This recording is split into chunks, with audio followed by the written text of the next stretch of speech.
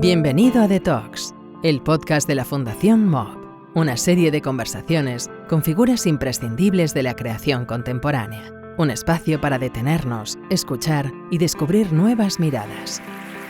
Gracias por acompañarnos. Muy buenas tardes, muchas gracias por venir. Hoy aquí un Rodrigo va a proceder a interrogar a otro Rodrigo. Eran el mejor. No, ya no estamos compitiendo. Bueno, yo básicamente estoy aquí para conversar y para averiguar muchas cosas de Rodrigo que siempre quise saber y nos hemos cruzado varias veces, pero nunca se las he preguntado, o sea que me parece que es una buena ocasión para evacuarlas finalmente aquí. Rodrigo Cortés aquí, hombre del Renacimiento, renacentista, sería múltiple, polímorfo, perverso también. Y bueno, lo primero que a mí me intriga de Rodrigo, o de preguntarle a Rodrigo, es la típica pregunta que alguien que escribe le hace a alguien que escribe, o alguien que le gusta mucho ver cine le hace a alguien que hace cine y que también ve mucho cine, ¿no? Que es cómo se genera esa vocación mixta de ver por un lado, de leer por el otro, de escribir por un lado, de filmar por el otro. Y la gran duda que tenía yo, para empezar, es si cuando tú ves una película que no es tuya, la estás escribiendo, mientras la ves dices, la escribiría de este modo, o cuando lees un libro que no es tuyo, dices, lo filmaría de este modo, si ya está todo muy automatizado en ese sentido. Eso es algo que solo puede suceder con libros y pelis malos. En ese caso sí puede que te despiertes de ese pacto de fascinación y de hipnosis que supone caerte en una obra y comiences a mirarla desde fuera y a considerar qué cosas no funcionan. Pero las mejores obras eliminan prácticamente la capacidad de análisis. Y a la vez, la capacidad de análisis no duerme nunca. Es paradójico, pero es simultáneo. Lo que pasa es que es un análisis fascinado, en el que te reconoces sorprendido o abrumado o compelido por algo y a la vez tratas de desentrañar los trucos. Pero alguien podría imaginar que eso te separa de lo que estás viendo, que te convierte en una especie de robot analítico que se pierde la experiencia. No es así. Cuando tú ves a Hitchcock, aunque hayas visto 1000 veces que esa bomba no estalla, vuelves a ponerte nervioso una y otra vez y se parece mucho a tu conocimiento de la gramática que existe. Sabes lo que es un sujeto, un predicado, un complemento directo, sabes cuando hay un hiperbatón, pero cuando lees no estás... ¿Sabes cuando hay un hiperbatón? Sí. Bueno. Yo no tengo la menor idea, por eso te lo pregunto. Me quedé un poco sorprendido, nada más. Probablemente porque en este momento no caes en lo que es un hiperbatón. Pero... Ya. Bueno, que es la primera vez que oigo la palabra, me parece. Pues te diré que, contra todo pronóstico, el plural es hiperbatos. De repente la N desaparece. Mira. Pero nos estamos perdiendo. Quiero decir que aunque tú pudieras analizar sintácticamente una frase, no es eso lo que haces cuando estás leyendo a Dostoyevsky, aunque seas capaz de hacerlo. Es otro tipo de análisis. Ya. Bueno, mencionaste a Hitchcock recién, que me parece que es alguien que de algún modo u otro en todas tus películas, incluso en varias partes de tus libros aparece. Y me acuerdo siempre de esa anécdota de Hitchcock que dice que una noche se despierta diciendo tuve la idea más genial para una película, tenía una libretita al lado de la cama, la escribe porque sabe que se la va a olvidar seguro. Y a la mañana siguiente no se acuerda de cuál era esa idea genial, pero sí se acuerda que era genial y se acuerda que la anotó y coge la libreta, y cuando coge la libreta lo que lee es chico conoce a chica, ¿no? Entonces yo lo que quería saber era también cómo funciona, qué es lo que hace a una idea cortesana, de Cortés, quiero decir, que cómo reconoces esto es una buena idea o una idea genial para mí y esto no. No lo sabes. Y además no todo parte de una idea, no siempre todo es una chispa inicial, a veces sí. Bueno, por eso me interesa saber cuál. No, claro. No siempre un destello te derriba del caballo camino de Damasco, hay muchas formas de hacer las cosas. Es verdad que las ideas nocturnas geniales son poco fiables. Hay quien no anota en absoluto. Borges decía que no anotaba nada y si no volvía significaba que no era demasiado importante. Ya. Azcona y Berlanga trabajaban juntos, conversaban durante 3 meses y Azcona no tomaba notas nunca y simplemente después de 3 meses decía todo lo que quede va a estar ya y lo podría hacer. Yo sí tomo notas si sobreviene algún tipo de idea. Lo que resulta difícil es encajarlas en sitios. No sé si te ha pasado alguna vez. A veces tienes incluso una réplica que te parece brillante en no sé qué contexto. Pero cuando después estás trabajando un guión o estás trabajando una escena de diálogo en una novela y quieres meter esa réplica, no funciona prácticamente nunca. Ya. Porque es una cuña que no es orgánica y que no surge, así que te la quedas. Es como una especie de chiste que no sirve. Ya. Pero muchas veces no trabajo desde ideas. Especialmente cuando escribo, curiosamente. Cuando abordo la literatura, menos que cuando abordo el cine. En el cine es más natural para mí, por alguna razón, partir de un concepto y empezar a explorar el concepto. En literatura prácticamente nunca. Generalmente empiezo a escribir y coloco la primera palabra sin tener ni idea de lo que voy a hacer, ni a dónde voy. Yeah. A veces tienes un eco anticipado de un sabor, una especie de aroma. Cuando escribí Los años extraordinarios tenía más o menos claro que iban a ser unas falsas memorias. No sabía si al modo de Buñuel o no lo tenía muy claro, no sabía si iba a ser algo fragmentario, si iba a ser lineal.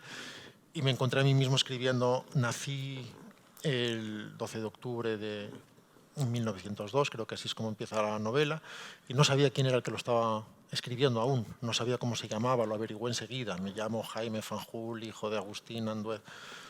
Y poco después me encontré escribiendo, eso sucedió varios años antes de la llegada del mar a Salamanca, y solo entonces supe que el mar iba a llegar a Salamanca y que probablemente habría un capítulo que describiría esa masa gris golpeando los muros romanos. Pero la llegada del mar a Salamanca no era una fantasía infantil tuya en algún momento, no es algo que volvió desde la profundidad de la infancia, no, para nada. No.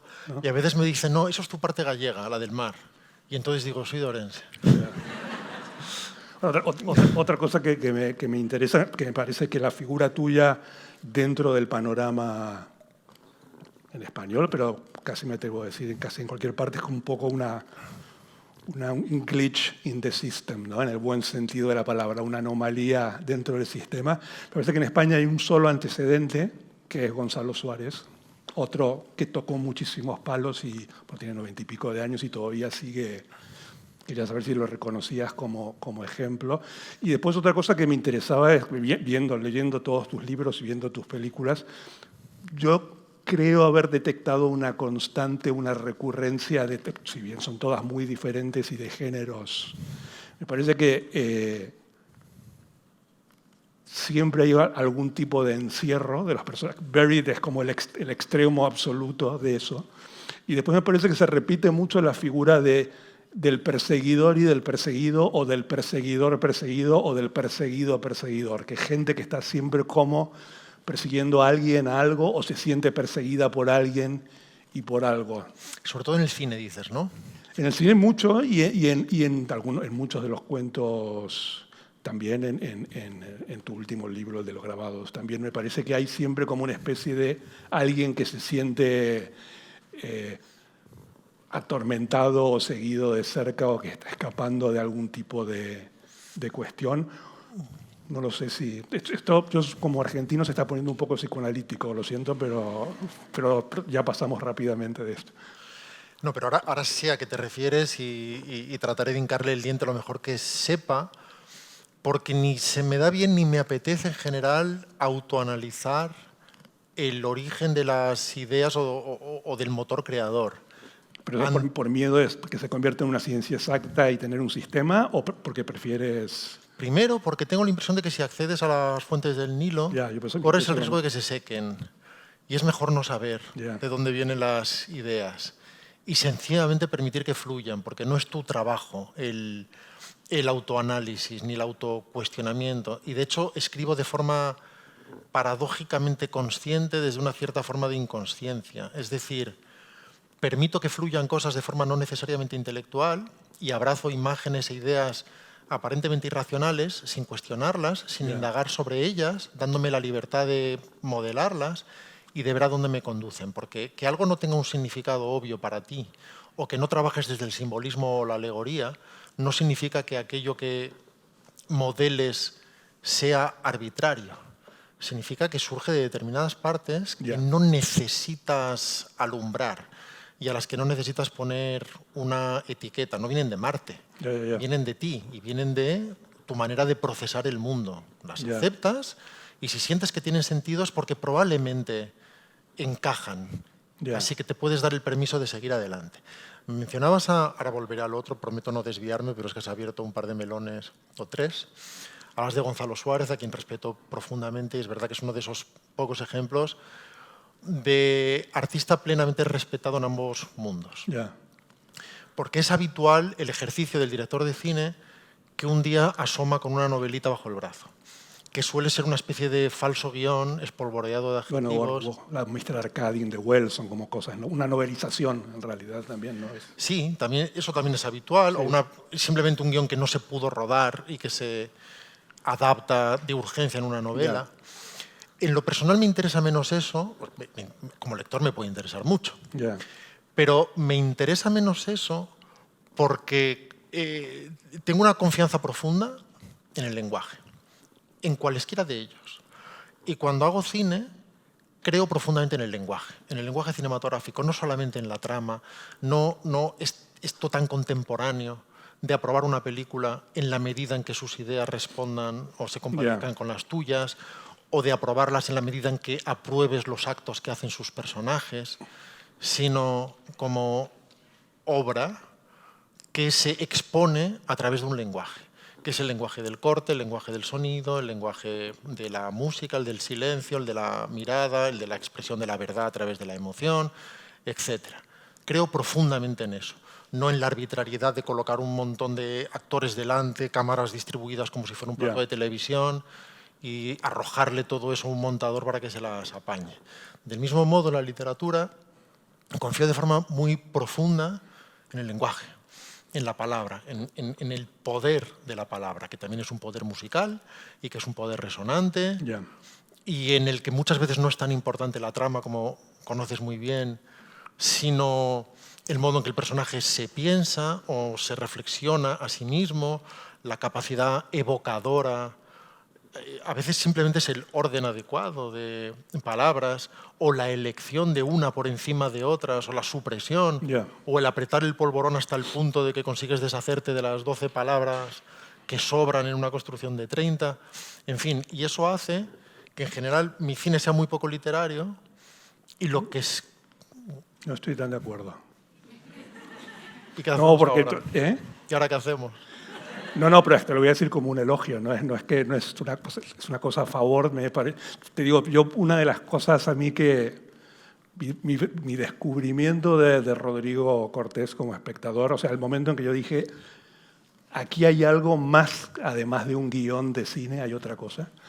Cuando vi la primera escena de Luces Rojas que van conduciendo en un automóvil y está Sigourney Weaver dormida y el chico conduciendo. Cillian Murphy, ¿no? Sí, y él dice, Margaret, y ella está dormida, él dice, Margaret, y ella está dormida, él dice de vuelta, Margaret, y ella se despierta y él le dice, deberías dormir un poco.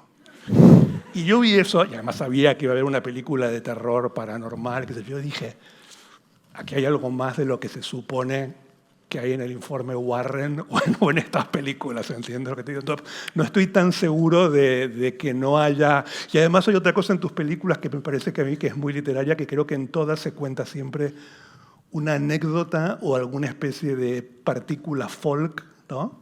O un chiste. Quiero decir, siempre... Y en la película, la película donde está el teatro... El amor en su lugar. El amor en su lugar... eso ya es más que evidente, la idea de contar una historia dentro de una historia. Me parece que, a mí la impresión que me da es que todos tus libros están reclamando película y todas tus películas están reclamando libros. Claro, cuando usas en términos absolutos un adjetivo, como estaba haciendo yo ahora, y conviertes literario en una especie de tótem, obviamente se escapan un montón de elementos y Y cuando yo digo no son literarias, lo que intento decir, aunque tú no estás de acuerdo por lo que acabas de decir también ahora, es que no son particularmente adaptables al otro lenguaje. Es decir, ¿los años extraordinarios se puede rodar? Bueno, claro que se puede rodar, todo se puede rodar. Ya, pero yo cuando leía Los años extraordinarios, la sensación que tenía es que tú estabas escribiendo la película que por una cuestión de producción y de medios y de dinero necesario... No, pues es una falsa... Ah, mira. Es una falsa sensación. De hecho, no la llevaría nunca al cine, ni siquiera con los medios. Porque hay cosas... Te pongo un ejemplo, me alejo a mí y uso un ejemplo muchísimo más elevado y que nadie trate de suponer que estoy creando ningún tipo de identidad. Cuando tú lees, por ejemplo, a Juan Rulfo, cuando tú lees Pedro Páramo, todo eso se puede filmar, todo. Pero se filmó, de hecho. Bueno, y se ha filmado varias veces. Sí, sí, sí. Y es gente diciendo cosas. Si tú pones a sus personajes y les atribuyes los diálogos respectivos, ya lo tienes filmado. Y sin embargo es una novela que se sostiene en el lenguaje, se sostiene en la propia palabra, que genera su propio mundo, que no es objetivable. En el mismo instante en que lo objetivas, lo Sí, matas, de acuerdo. Eso... lo liquidas. Bueno, esto es un ejemplo extremo solo para que nos entendamos. No, con la adaptación de 100 años de soledad, que cuando ves la serie es como una novela de Isabel Allende, porque no está la prosa de García Márquez. Eso es. Así que nunca pretendió ser Los años extraordinarios una película imposible, sino algo construido en la reflexión y en el propio lenguaje y en la propia magia del lenguaje que genera universos posibles muy parecidos al nuestro, en el que puede haber milagros, pero contados, como sucede en el caso de La piedra blanda, de mi último libro en colaboración con Tomás Hijo, de una forma muy franca a la vez y muy pedestre, pero que llevada al mundo del cine sería o una película de 16 horas, con 15 actores interpretando un personaje que primero es una ameba y finalmente es un anciano, creando mundos, países, continentes. No le iría de hecho nada bien a esa historia, objetivarla. Incluso si te obligaran con una pistola en la cabeza y muchos millones a rodarla, probablemente buscarías un mundo operístico. Y el mar serían lonas, como en una ópera o como en un montaje de Fellini. ¿Y si la rueda Wes Anderson te molestaría, por ejemplo? Bueno, hablaríamos. Hablaríamos, pero efectivamente... No, porque podría ser un director, podría ser algo con eso. Claro, tiene que ser algo como guilianesco o Wes Anderniano o Michel Gondryesco, o como sea el adjetivo para mí. ¿Y tú estarías cómodo en esa situación? No. Ah. En ese caso diría, no, ya lo hago yo probablemente. ¿O escribirías el guión, por ejemplo, nada más? Pero yo creo que he empezado todo esto diciendo que no. No sé a dónde me quieres llevar. Y con los... No, porque tengo una oferta para... Me han pasado una oferta aquí por el pinganillo. Y con los cuentos en realidad pasa lo mismo. Probablemente hay un cuento, en Cuentos telúricos, que sea más o menos vertible al cine, de una forma no literal, pero más que sería, por ejemplo, Gente Serpiente. Sí. Gente Serpiente sí que transita en unos mundos y unos códigos que probablemente sean vertibles al mundo del cine. Pero hay otros que están sostenidos en el puro diálogo o en las ideas vaporosas que uno trata de atrapar y que acaban cobrando un sentido que desde lo literal son puramente absurdos. A eso me refería. No que no haya calidad literaria en los diálogos. Espero que sí. Espero que cuando haces un intercambio ingenioso de diálogos en una película tengan un cierto valor literario desde otro punto de vista, en el sentido de que tengan ritmo y sonoridad, e idealmente inteligencia y, si es posible, calidad. Una vez hablando con John Banville, que para mí es un gran escritor, le pregunté qué era más importante, la trama o el estilo, ¿no? Y él me contestó, el estilo avanza dando grandes zancadas y la trama va por detrás arrastrando los piececillos, ¿no? Y yo le dije, si es así como tú dices, no estaría mal que el estilo se volteara, viera que la trama va atrás, la tomara en sus brazos y la llevara. Y me dice, sí, pero eso es lo más difícil de todo, ¿no? Y esto no se sabe si es cierto o no, pero una vez le preguntaron a Mozart cómo era tan genial, cómo componía, ¿no? Y la respuesta de Mozart dijo, yo solo me limito a escribir las notas que se gustan entre ellas, ¿no? Eso es bonito. Sí, entonces quería ¿cómo te relacionabas tú con el tema de trama y estilo, trama versus estilo, tanto en los libros como en las películas, ¿no? Vale, para empezar, lo primero que hago es no establecer un versus. O sea, somos... No es un versus contrario, sino qué te interesa más, digamos. Bueno, pero es que es parte de la respuesta. Quiero decir que somos naturales antagonizadores. Y entonces es la mano izquierda o la derecha. Y es como, déjame las manos en paz. Es legal usar las dos. O armonía o melodía. Dice, vamos a ver, la melodía se construye sobre la armonía y a veces la melodía prima por determinadas razones y a veces hay construcciones que son incluso no solo armónicas, sino que son de color, de color orquestal, ¿no? Como sucede con la música de cine. No es una cosa contra la otra, es qué quieres hacer. No me estoy defendiendo ni me estoy escondiendo. Te diré respecto del estilo que me parece fundamental, en contra de lo que se suele decir en general. No tanto la voluntad autoconsciente de estilo, que eso es otra cosa. Cuando uno trata de imponer un determinado sello e impostarlo por encima de todo, eso probablemente no llegue demasiado lejos. Pero cuando un autor no sabe que tiene estilo, lo está teniendo en cada instante. Está expresándose y es reconocible. Fellini es reconocible después de 2 minutos. Wells es reconocible después de 2 minutos. Scorsese haga Kundum, haga mafiosos o haga un niño correteando. Ya, pero por ejemplo cuando Fellini sucumbe a su estilo y ya lo felliniano se convierte casi en un pastiche de sí mismo, ¿no? ¿Eso es un peligro o no? No estoy de acuerdo. ¿No? En este caso, porque adoro Fellini, incluida su etapa final. O sea, pensamos en La nave va, o pensamos... No, digo cuando se convierte su apellido en adjetivo, digamos, cuando ya es... Eso lo hacen otros. O sea, lo que sería absurdo es que Fellini se levante por la mañana con la pretensión de ser felliniano. A ver cómo felliniano esta historia. Bueno, estoy bastante seguro de que no. Él abre la boca y es felliniano.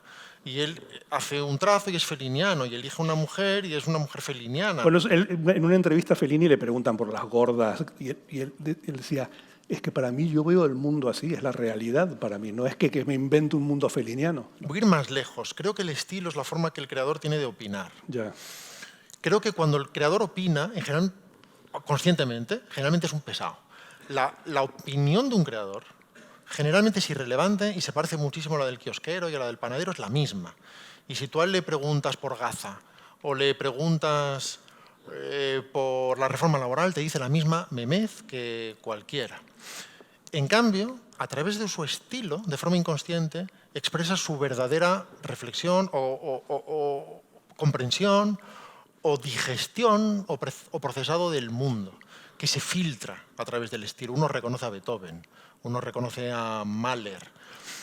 Y remataré de la siguiente manera, por eso yo trataba de huir de ese versus. Si algo aprendí como adolescente espectador con Scorsese, que es de quien lo aprendí, es que el qué es el cómo y el cómo es el qué. No es fondo contra estilo, no es fondo contra forma. El fondo es la forma y la forma es el fondo, y uno determina al otro y son uno el molde del otro, en los mejores casos. El modo violento en que la cámara de Scorsese hace reventar casi literalmente la pantalla, o en el que los planos colisionan entre sí, es la agresividad de sus personajes en conflicto constante con el mundo. Por eso no creo en ese antagonismo forzado en el que constantemente estamos eligiendo entre mamá y papá. Bueno, una de tus facetas más conocidas y reconocidas es la de verbolario, la de todas estas definiciones integradas en ese libro, que yo las divido en 2 grupos. Algunas son cortesías de Cortés, que son las que te hacen sentir bien, y hay otras que son descortesías un poco, las que te inquietan un poco las definiciones. Hay como de 2 tipos. Curiosamente, no hay muchas definiciones sobre tus oficios, ¿no? Del cine, libro, espectador. Hay algunas cosas, pero no hay, las has dejado, no has querido definirlas. Pero lo que me interesaba saber, ya que eres casi, no digo prisionero, pero ya cultor de mucho tiempo de ese formato, es cómo se vive con eso. Digamos, te puedes desenchufar o todo el tiempo dices, esto sería una buena definición. ¿Cómo se arma eso? Estoy constantemente desenchufado. O sea, no me llegan ideas ni estoy tratando nunca. O sea, cuando se me acaba la nevera, lo que hago con Verbolario, para empezar, es tener siempre un jardín más o menos, o un verbolario en marcha con unas cuantas definiciones plantadas. Me puse desde el primer momento que no fuera menos de 70. En diferentes estadios de formación. Algunas ya en su configuración definitiva probablemente, otras ideas que parecen ir a alguna parte pero que todavía no están lo suficientemente bien. ¿Se te ocurre la definición primero a veces y luego el sujeto, o es siempre el sujeto y luego la definición? Casi siempre partes del sujeto, Ya, verdad. pero no hay casos en que hay una frase y dices, esto sería esto. No solo eso, sino que tengo un puñado de definiciones a la búsqueda de voz. Ya. A la búsqueda... y que aún no sé qué definen. Y ya encontraré la palabra que definen. Ya. Eso no es lo habitual, pero existe. Y eso me permite, el tener esa nevera, me permite que cuando yo semanalmente mando 7, que es lo que hago los domingos, mandar las 7 de la semana, no hago comentario de actualidad, me niego a hacer comentario de actualidad, eso me asegura que puedo elegir 7 buenas palabras, porque las elijo entre 70. Y las que ya he mandado son palabras sobre las que ya he pasado muchas veces. No es la idea genial de la noche de Hitchcock, sino que la tengo que haber visto a la luz del día varias veces. Y cuando veo que está, esa será una de las 7 que mande. Actualmente, por ejemplo, en ese huerto tengo como 200 palabras, lo cual me garantiza mandar 7 buenas. O que me parezcan buenas, que me parezca que ya han pasado ese control de calidad, que ya han pasado todas esas revisiones. Pero casi nunca, a veces sí. A veces se me ocurre una cosa y la anoto. Eso pasa a veces. Pero casi siempre, solo por rematar, me siento a generar palabras. Si yo veo que se me va acabando el huerto, me siento a parir 20 palabras interesantes. Ya. O sea, que no estoy en una actitud constante de búsqueda. Y hay muchos pesados que se te acercan y te dicen, oye, tengo una buenísima para que uses, ¿no? En Twitter. En Twitter. En Twitter, cuando cuando publicas la palabra, hay gente que te pone su versión al lado, creyendo que te homenajea de alguna manera. O que te vas a recapacitar también. No lo sé. Yo creo que es como el pesado, o sea, cuando vas el ciclista y hay un tío que corre en paralelo 300 metros. Ya. Molesta 300 metros y luego pierde el fondo y se va. Ya. Lo veo así. Y ellos creen que te están, supongo... Puede haber alguno por aquí, ten cuidado. Bueno, pues ahora ya sabe lo que tiene que hacer. Porque lo otro se parece a que alguien, un pintor, cuelgue su cuadro, que aparezca otro y ponga debajo su dibujo. Ya. Y dice, no, es que le estoy homenajeando. Y dice, pues homenajealo en tu puta casa. Ya.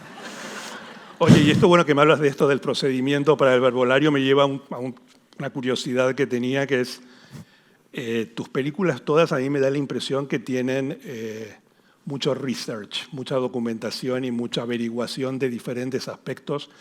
Por ejemplo, Concursante, ¿no? Que creo que es de tu primera novela, ¿no? Es la adaptación. Eso fue una historia rara que nació en paralelo. Ya. Escribía el guión de día y la novela de noche, incluso con personajes distintos. Ya. No, pero por ejemplo, ahí hay un tramo muy largo de la película donde se plantea toda la teoría de cómo el ganador de ciertos concursos termina perdiendo. Y yo mientras miraba eso, decía, ¿esto está todo inventado realmente o es cierto? Y de ahí surgió la idea de esa especie de paradoja. ¿Eso fue lo que te inspiró? No.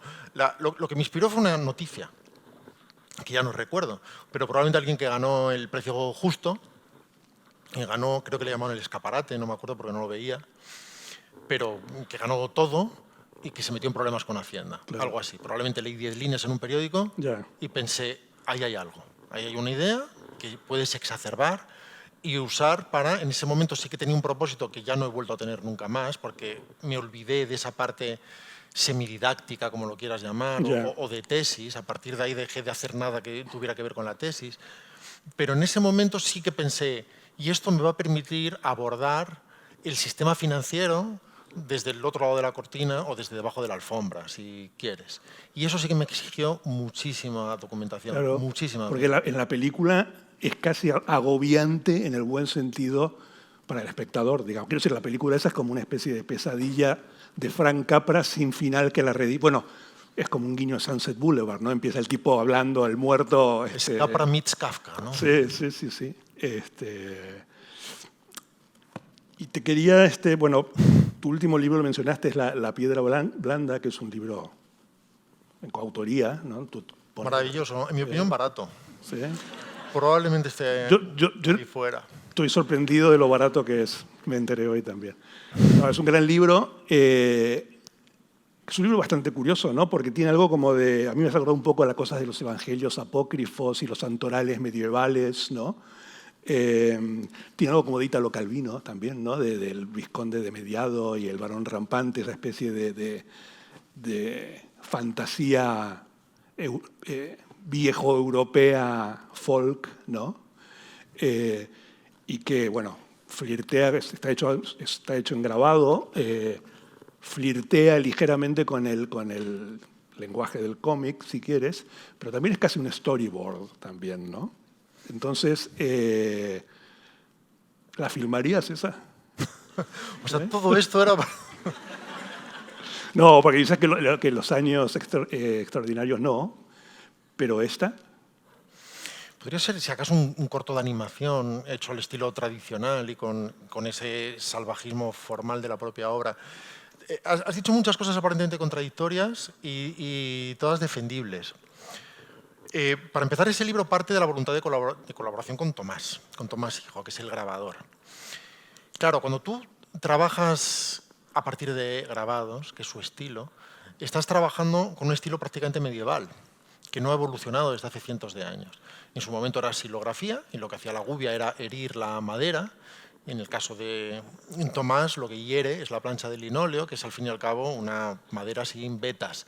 Pero es exactamente lo mismo. Es una técnica que solo permite el sí y el no. Se parte de unos bocetos, se llevan con un calco a la plancha. En la plancha es donde surge el verdadero trazo, eliminando todo lo que sobra. Y ahí es donde se encuentra la verdadera ilustración, no en el lápiz. Después se unta con una tinta muy oleosa, se pone encima un papel de altísimo gramaje húmeda para que la plancha prácticamente la penetre y consiga ese relieve que llamamos gofrado, y después se somete a una presión de 1000 kilos en una imprenta que se llama tórculo, en este caso. Bien, eso prácticamente determina ya una forma de narrar. Cuando tú quieres narrar a través de eso, que es el estilo de Tomás, de alguna manera surge la idea de vayámonos o creemos el primer libro, o un libro que en lugar de hacer ahora invoquemos desde el pasado y que ha grabado probablemente uno de los personajes del libro, que tal vez está contando al modo de los evangelios apócrifos. Pues sí, hay una ruptura de la cuarta pared ahí en un momento, se intuye esto que estás diciendo. Claro, es bastante inconsciente y es una cosa que hemos reformulado después, sí, en el análisis posterior, lo cual no le quita ningún tipo de realidad. Simplemente es que de momento no trabajas desde el cuestionamiento. Y por eso da la impresión de que procede prácticamente de ahí, y por eso parece un grimorio, tiene algo que ver con los códices medievales, su propia encuadernación como objeto prácticamente, casi parece un libro de arte, en cierto sentido. Sí. Bueno, es un libro de arte, no parece. Claro, parece un catálogo carísimo de grabados, con esa pasta dura, el relieve en la tapa, y sin embargo es barato. Ahora ya no estoy bromeando. Ahora ya, bueno, sí estoy bromeando, pero no estoy mintiendo. Les va a parecer caro de tanto que lo estás diciendo que es barato. No, porque tú sabes que eso es un libro muy caro de hacer. Seguro, claro. O sea, de producción es muy caro, pero cuesta 28 euros, cuando una novela normal cuesta 22, con papel normal, reciclable, sin dibujos. Más, sí. O más. Aquí estamos hablando de muy poco más, un libro grande, con materiales de primera, con papel de altísimo gramaje, etc. Solo fue posible porque se hizo una primera tirada muy elevada y afortunadamente ha funcionado. Los costos, claro. Pero si ese mismo libro fuera de los que podemos encontrar aquí en la librería maravillosa que tienen en la Fundación, sería un libro de 50 euros, como con los libros de fotografía. Y por eso digo que esa propia vocación de colaboración con Tomás casi determina ese mundo en el que las cosas son. Y eso me lleva a algo que decías antes, cuando hablabas de seres atrapados o en huida. Bueno, en el cine puedo reconocer algo más de eso en mí. Pienso en Buried y pienso que El amor en su lugar no está tan lejos de eso. No, sobre todo, también, claro. Y si pienso en Luces rojas, también hay alguien atrapado y sometido a fuerzas que lo exceden. Y alguien sometido a fuerzas kafkianas que lo exceden también puede tener que ver con concursante, Sí, y también por puede eso. tener que ver con escape, que también es tan kafkiana, que es prácticamente anti-kafkiana, Sí. porque el propio personaje es casi la fuerza que excede a todo el mundo, Sí. se convierte casi... No, y está encerrado también. Bueno, Pero lo que yo veo común, si acaso, y una vez más desde el autoanálisis postrero en la parte literaria, aunque también suma a la otra, no es tanto eso, no es tanto el atrapar, el ser atrapado, como el mundo implacable. Es decir, como un mundo que no está hecho a la medida del hombre y que es. Ya. Y que es. Ni es bueno ni es malo, como la ley de la gravedad. Ya. Opera con plena impersonalidad. Ya. La naturaleza no es cruel, porque no tiene nada en contra de las gacelas ni a favor de los leones, Ya. pero lo que es implacable. Y sí que es verdad que en la propia piedra blanda se muestra un mundo implacable, Ya. construido también con la dureza del propio grabado. Ya. Piensa que es una técnica en la que solo cabe, No, ya. solo cabe el sí y el no, Ya. y eso se transmite también. Y volviendo al tema del cine un poco, me intriga mucho y me admira, pero me intriga, tu relación con el género, ¿no? Con determinados géneros. Porque, por ejemplo, Escape es una película carcelaria, Luces Rojas es una película paranormal, sobrenatural, y tengo que confesarte que cuando vi que se iba a estrenar El amor en su lugar, dije, película del Holocausto, digamos, a ver si ha caído, si ha sucumbido, y las tres son no dejan de pertenecer a su género, pero yo veo todo el tiempo que están como, no se confían, porque no va a ser una película de género ni de cárcel, ni de holocausto, ni paranormal, ¿no? Eso es una voluntad evidente o al final o sale automáticamente, digamos. Es una enfermedad personal, porque para empezar no trabajo desde plantillas y desconfío de las plantillas. Las plantillas funcionan, ojo. O sea, la ortodoxia estructural... Bueno, está para faltarle el respeto también. O sea, está bien que exista un armazón para poder hacer variaciones sobre eso, ¿no? Claro, para eso también hace falta la ortodoxia. Es decir, para ser Tarantino necesitas gente muy clásica que establezca arquetipos. Ya. Porque solamente desde el reconocimiento de esos arquetipos Tarantino se puede divertir trasvistiéndolos y destrozándolos. Bueno, así funcionan todas las religiones, ¿no? Sobre una religión anterior, haciendo pequeñas variaciones también, ¿no? Entonces, en lo personal, estoy poco interesado Yeah. en esos tres actos que parecen obligados, como si todo fuera una obra de teatro y además no hubiéramos cambiado en siglos. Estoy poco interesado, por lo menos en la obligatoriedad del arco del personaje, que tiene que empezar siendo una cosa, aprender una serie de lecciones y acabar siendo idealmente mejor, porque muchas veces no veo eso. Muchas veces veo que 15 años después somos el mismo idiota que éramos 15 años antes, con algunas variaciones de maquillaje. Y sobre todo, cuando desafías todo eso, pero consigues ser interesante, que es la parte complicada y en la que uno nunca sabe del todo si lo ha logrado o no, consigues tener al espectador en guardia. Y el holocausto es más complicado que los otros. Bueno, lo primero que hice fue no pensar demasiado en el holocausto, aunque te parezca... Claro, ten en cuenta que tú pensaste en eso, pero tú piensas que cuando tú quieres dinero y le dices a alguien, ¿sabes qué? Voy a hacer una película dentro de una caja durante hora y media. No puede fallar. Nadie te dice, toma mi dinero. Y cuando le dices, ¿sabes qué? Me gustaría hacer una película en el gueto de Varsovia, naturalmente con canciones y baile. Pues musical. Claro. Primavera para Hitler, digamos. Pues tampoco te dice, por supuesto. Ya. Pero a la vez ya levantas el oído, ¿no? Ya. Tú no lo haces para que alguien levante el oído, sino porque tú mismo has levantado el oído ante esa posibilidad. Ya. Has dicho, ¿no sería interesante tratar de sobrevivir a esta idea? Ya. Y hay algo de eso. Y también hay otra cosa más elemental, que es un componente directamente lúdico. O sea, nos dedicamos a algo ridículo que no deberíamos hacer.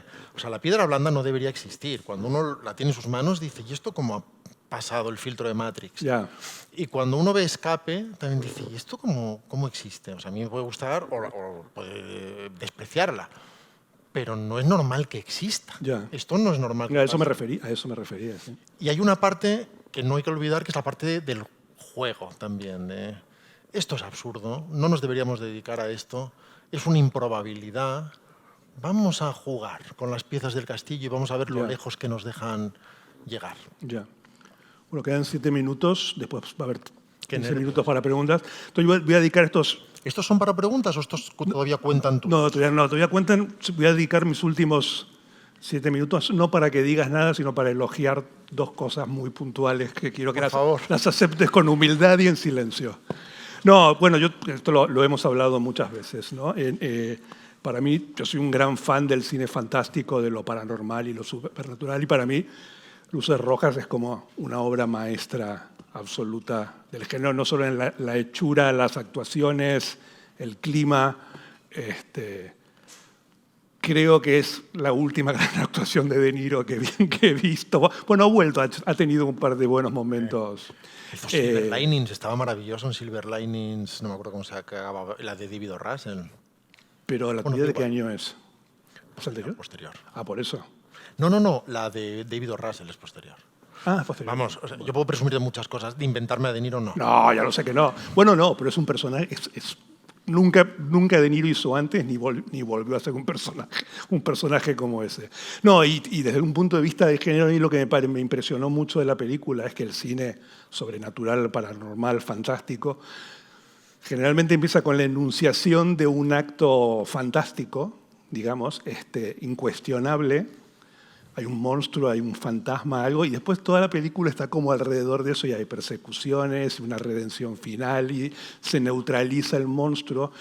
Y lo que me parece increíble de Luces Rojas es que es una película fantástica y paranormal que se la pasa toda la película negando que es una película fantástica y paranormal hasta los últimos 10 minutos que tiene una idea para mí genial que viene de los mitos ancestrales, ¿no? Que es la idea del héroe que no quiere aceptar que es un héroe, ¿no? Que ya está en Ulises, ¿no? Que ¿por qué a mí me ha caído este marrón? ¿No? No quiero ser Dios, no quiero irme, quiero volver a casa, ¿no? Eso me parece realmente, espero no haber hecho ningún spoiler y si no la vieron les recomiendo que la vean. Yo la veo, es una de las películas favoritas de mi hijo también. La veo y la volví a ver sabiendo que venía aquí un poco aterrorizado de que ya no me gustara, porque pues esto puede ocurrir, uno cambia, pero no, es una película formidable.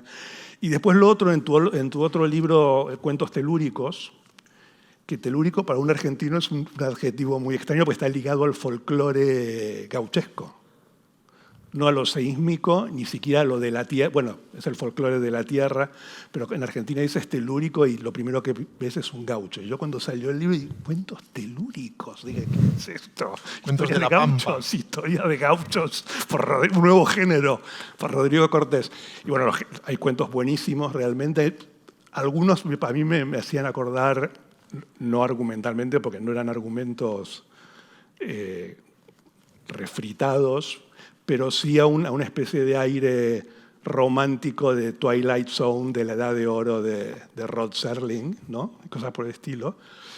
Y para terminar, porque quedan 3 minutos, pero yo siempre digo que los escritores se dividen en 2 grupos, bueno, los buenos y los malos desde ya. Pero hay una manera de dividirlos más sutil, que es el escritor que cuando se enfrenta a la obra de otra persona dice, ¿cómo no se me ocurrió a mí? Y el otro dice, qué suerte que se le ocurrió a alguien, porque a mí tal vez no se me hubiera ocurrido. Yo tiendo a ser del último, decir, qué suerte que se le ocurrió a alguien. Pero hay un cuento, en Cuentos telúricos, que me produjo un odio tan grande, me puso de tan mal humor de lo bueno que era realmente, que creo que es el anteúltimo, y que se llama Los fantasmas normalmente no existen. Los fantasmas naturalmente no existen, perdón. Que es un prodigio técnico, la verdad. Yo dije, ¿por qué no se me ocurrió a mí? Tengo que decirlo, lo vuelvo a decir aquí ahora, y que es un cuento que es muy extraño, porque es un cuento que se cuenta para el lector, pero está siendo contado por la misma protagonista para sí misma, como si estuviera escribiendo un cuento. Es como una especie de...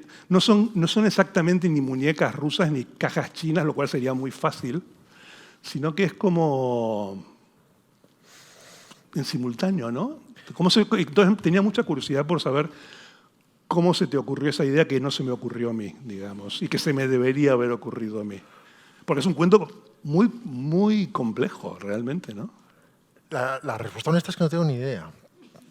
Y tiendo, y no sé por qué, y a veces me sorprendo yo mismo cuando acabo, a hacer juegos extraños de intertextualidad o de intratextualidad.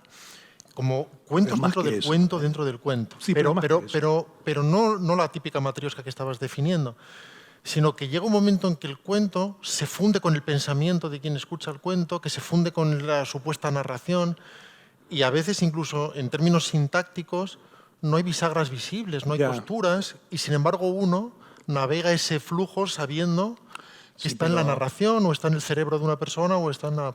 Sí, pero es un cuento implacable. Quiero decir, no puedes... Quiero decir, es como uno de estos juegos de las maderitas que si sacas uno se viene...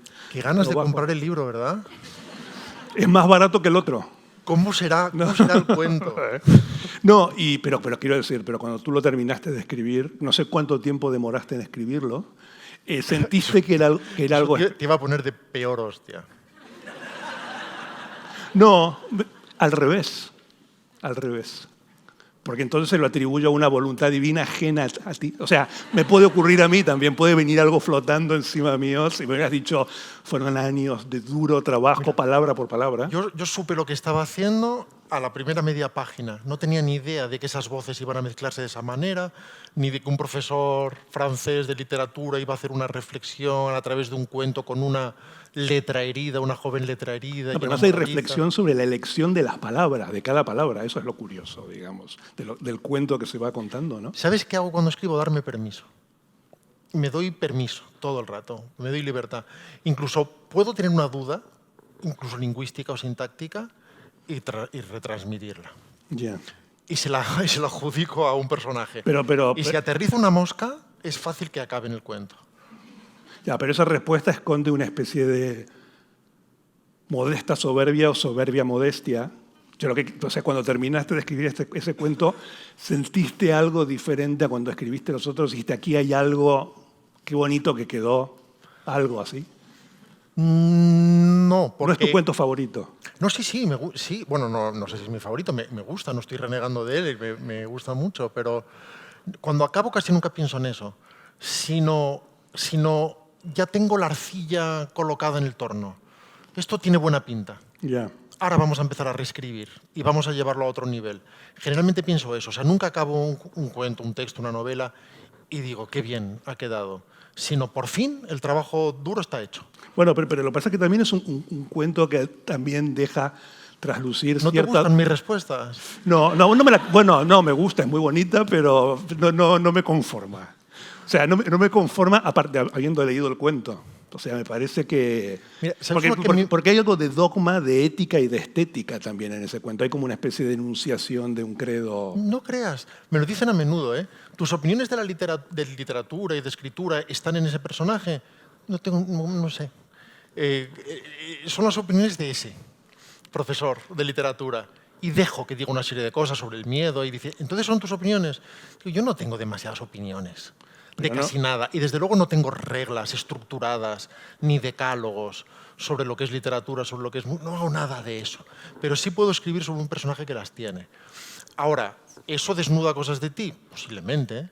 Y otras las desnudará por oposición. A veces le hago decir a alguien algo que yo no diría jamás o sobre lo que no estoy nada de acuerdo. Yeah. Pero me gusta deportivamente estirar eso a ver si sobrevivo a la máquina de picar carne, que es verdad. Y te pongo otro ejemplo, perdona, aunque sé que no te apetece. El último cuento, esto creo que es el penúltimo, efectivamente. Sí. Por ejemplo, hay cosas que surgen de un chiste, pero que enseguida se convierten en otra cosa. Por eso te decía que yo puedo escribir a partir de una palabra. Yo te digo, dime 3 palabras. No es Moncho Borrajo, diciendo, dame 3 palabras y te hago un bolero. Pero, de luces rojas, ¿no? También.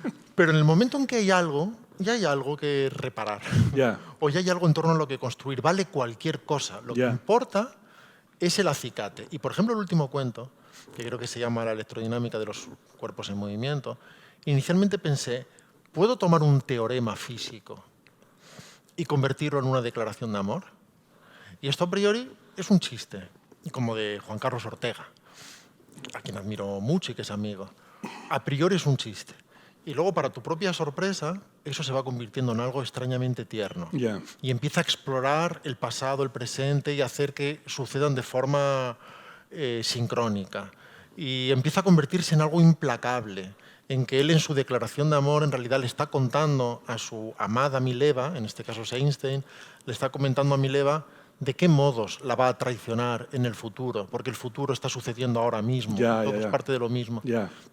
Y te encuentras en mitad de ese berenjenal sin tener ni idea de dónde has llegado, de cómo has llegado ahí. Ya. Y a la vez te sientes muy cómodo. Y sí que tienes esa sensación que demandabas antes de esto está siendo especial, está siendo interesante. Ya. Aquí están pasando cosas. Pues nada, ya cumplimos el tiempo justo, ¿no? Joder, justo. Pues baloncesto. No, bueno, para terminar, te decías que básicamente todo tu método de trabajo y tu oficio y tu credo es darte permiso. Antes de darle permiso a la gente para que te haga preguntas, quisiera que me respondieras rapidísimo si alguna vez Pero no te diste... Pero lo que quiera yo, no lo que quieras tú. No, obvio. Has respondido todo lo que querías tú, me parece. ¿Ya? No, quería saber si alguna vez no te has dado permiso para algo o te has dicho, mejor no me doy permiso para esto. No, siempre me lo he dado, pero por ejemplo, cuando hice Blackwood, que es una película de estudio en la que, bueno, hubo muchas torturas inevitables con la dialéctica del estudio y ese túnel de lavado en el que muchas veces estás haciendo constantemente control de daños para tratar de evitar que algo esté mal. Y a veces llegas a sitios de consenso que están bien, con los que estás a gusto, pero que te das cuenta que son soluciones posibles que no son la solución salvaje con las que puedes golpear poniendo algo sobre la mesa cuando no necesita aprobación. Pero no deja de ser otra película de Encerrados también. Sí, lo sé. No. Yo me siento además orgulloso de esa película y sin esa película no habría sido capaz de hacer El amor en su lugar por muchas razones que no vienen a cuento. No estoy renegando de nada. Sí que estoy diciendo, sin embargo, que la radical libertad, por ejemplo, de Los años extraordinarios surge de esa experiencia. De alguna manera, en mitad de ese montaje, sí que decidí, inconsciente, pero me encontré en mitad del montaje escribiendo y una semana después tenía 30.000 palabras. No sabía de dónde había salido eso, pero sí sabía que era una vindicación inconsciente de libertad creadora. Y esto no sé si va a funcionar o no, no sé si hay gente al otro lado o no, no sé si tendrá éxito o no porque nunca lo sabes, pero si algo lo tiene en el futuro va a ser golpeando con la mesa con lo que creo que debe ser. Y ahí sí que hubo una especie de línea de no retorno, de no contemporizar.